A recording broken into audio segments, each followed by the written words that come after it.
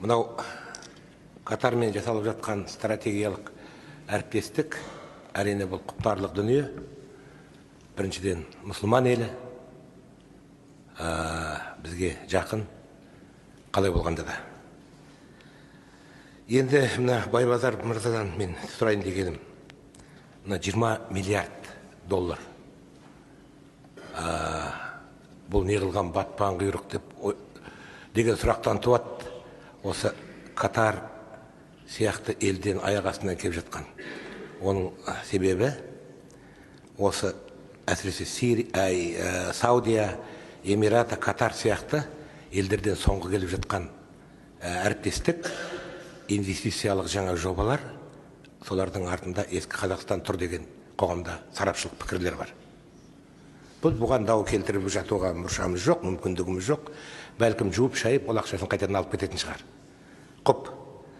Бірақ осы елдерден келетін инвестициялардың діни идеологиялық жүктемесі жоқ ба?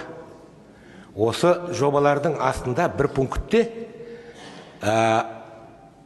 осындай 0,5% немесе 1%, 2% деген үкіметтік емес, немесе діни басқа да ұйымдарға жұмсалуға пайдаланады деген талап бар.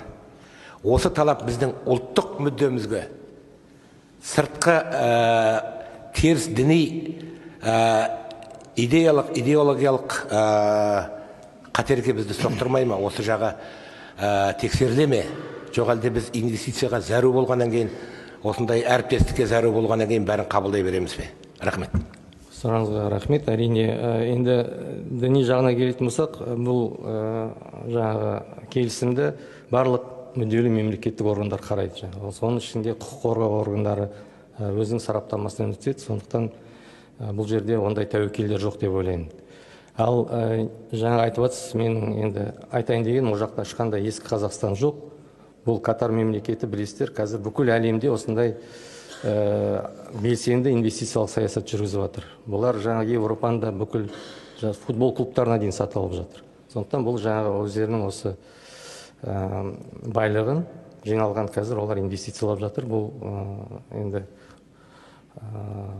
дұрыс практика деп ойлаймын. Енді ақшасы бар инвесторлар келіп салу керек. Біздің елімізге салып жатқан инвестицияларына біз әрине ол үшін рахмет айтуымыз керек деп ойлаймын. Өйткені инвестициялар керек. Экономикалық өсімді қамтамасыз ету үшін, 2 есе өсу үшін экономика керек.